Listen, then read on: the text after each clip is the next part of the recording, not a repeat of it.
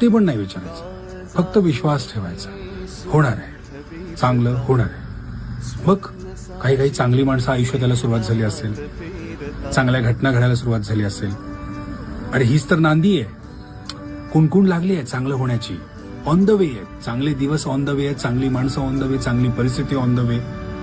फक्त तुला ना थोडं कळ काढायची. अजून गिव्हअप करायचा मूड व्हायला लागला की लक्षात घ्यायचं की नाही, आलोय आपण, जवळ आलोय.